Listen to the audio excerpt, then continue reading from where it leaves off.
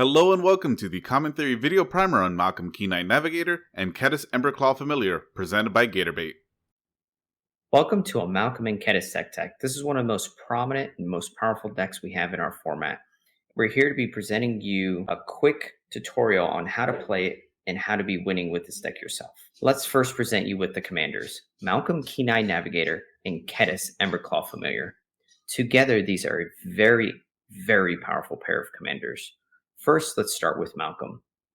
This is a commander that is essentially a Birds of Paradise, which allows you to hit your opponents and create treasure tokens. The reason we have Kediss here, partnering with Malcolm, is to abuse this very basic ability. What we are doing is abusing Kediss's ability by whenever our commander deals damage to an opponent, we will create an extra 2 treasure tokens per combat. Now, what is our basic game plan? Well, to start, we have combos in our deck. And these combos are very simplistic. All we're doing is trying to assemble a pirate combo. Yes, we do have a tribal synergy aspect within the deck itself. But then what else is the basic game plan? Well, this isn't as basic as other decks in the format. This is a deck that has a storm turn aspect. Yes, storm, where we're able to continue to cast a ton of spells by creating this. Well, we'll get to that. Now, what is the rest of the game plan? Simultaneously dealing damage to the table. Malcolm and Kediss together are one of the few pingers that we have within the deck themselves. But let's go on to the next part. Our deterministic combos. These combos rely on specifically 2 creatures in the deck itself, Reckless Fireweaver and Ingenious Artillerist. Both of these creatures have the same exact ability. Whenever an artifact enters the battlefield under your control, it deals 1 damage to each opponent. What this enables is it allows infinite ETB triggers for your artifact loop. This is enabled by random spells in the deck that turn our creatures into pirates. The other thing this allows is that these creatures deal damage to our opponents simultaneously, continuing the factor with Malcolm and Kediss combined together. Now let's look at the enablers, the type changers. Rune Stalactite is one of the most powerful cards we have in this deck, because it allows our Malcolm and our Kediss to grow just a little bit to enable a little bit more pinging to the table. But it's also there forever unless someone decides to destroy our artifact. What a fantastic card this deck has to offer. But now let's look at Amoeboy Changeling. This is a 2-mana 1/1 shapeshifter. The fact that this card is a changeling allows for a lot of fantastic aspects. This card is every creature type really assists the deck because it's able to avoid very key cards that this deck can be prone to be weak against. For instance, some wrath effects like Breath Weapon and Fiery Cannonade. This creature can survive them all. And what this creature has to offer for us, target creature gains all creature type until end of turn. So this enables any of our pinging creatures to be able to become a pirate, to either go infinite or become part of the deterministic combo loop. The other aspect this creature has, target creature loses all creature types until end of turn, which is kind of cute in the mirror. But let's move on to the next 3. These are our instant speed type changers, Blades of Velasvale, Wings of Velasvale, and Trickery Charm. The 3 of these cards together allow for a lot of tricks up our sleeves. They can either be a pump spell or give one of our creatures evasion. Trickery Charm is one of the weirdest ones of the group. It's one of the cards that's like the 101st card a lot of the times. This card enables us to look at the top 4 cards of our library or give a creature flying, which is actually quite similar to Wings of Velasvale, because until end of turn, target creature has base, power, and toughness 4/4 and gains all creature types, and flying until end of turn. That's absolutely fantastic and goes on theme.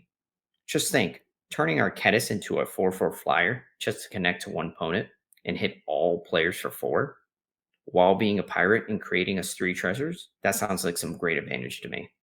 Now let's actually look at the pingers that I continue to reference throughout all of this. We have several in this deck. We're not going to touch on all of them because relatively they're all the same. They just have a little bit key differences throughout them all.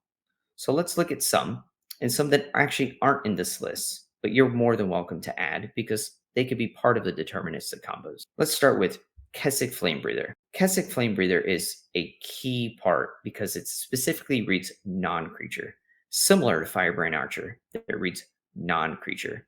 Both of these, paired with a type changer, can create non-deterministic loops.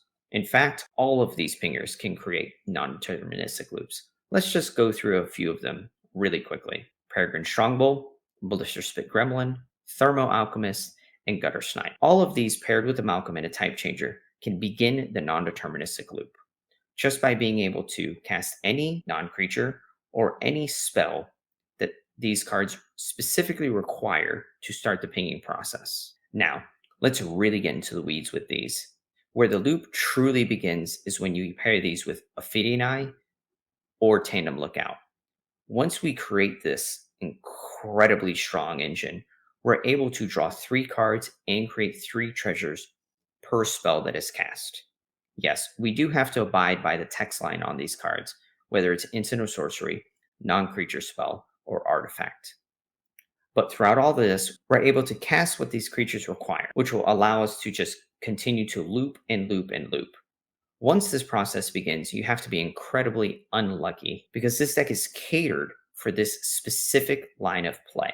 So we have 31 cards in the deck that just at least replace themselves, worst case scenario. This is not considering that a lot of those cards actually draw upwards of 2 to 3 cards. So once you begin this process, you will be in the driver's seat. Let's look at some consistency factors of this deck. The tutors. So why do we play tutors? Our tutors are restricted with types, but they're very important for our game plan. So for instance, Trinket Mage is one of the most powerful cards we have in our deck because Trinket Mage allows us to get 1, our Rune Stalactite, which allows us to create a type changer. 2, an Aether Spellbomb, which allows us to use and hold up interaction, either to assist us and or mess up other combos, or just keep us alive in certain circumstances, while also finding us a land. Trinket Mage is incredibly important for the deck. But let's look at the next best card, Drift of Phantasms. The fact that this card could transmute for 3 CMC allows us to find 2 very important cards in our deck. Ophidian and Tandem Lookout. This gives us an incredible consistency factor. Now let's look at Muddle the Mixture. Muddle the Mixture is one of those cards that you're like excited to see every time. In fact, Muddle the Mixture is one of those cards that's a little bit overwhelming for a lot of players because what this card has the ability to do is either win you the game by fetching one of your Blades of Velasveil, Wings of Velasveil, or find you interaction, or find you removal, or it's just a good counter spell. So this card's a bit overwhelming, and it'll take a lot of practice to figure out why you're using it in the circumstance you are. But once you start to figure it out, it will reward you. Let's look at another card that actually rewards you for knowing the deck.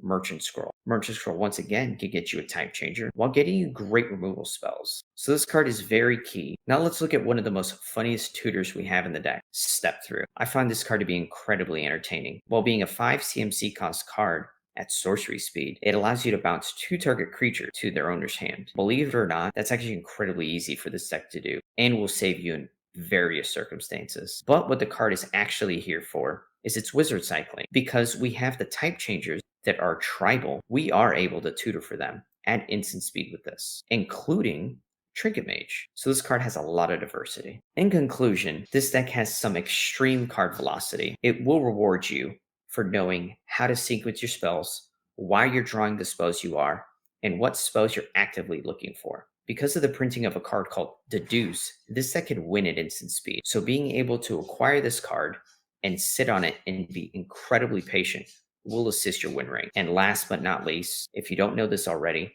mulligans are the key to a strategy like this. Knowing to sit and be the control player, knowing to sit and be the aggro player, knowing what your role is at the table and why you're doing what you're doing will allow you to be incredibly consistent with this deck and win. Mulligans will be the most difficult thing to master with a deck like this. Once you achieve this, this deck will win you games.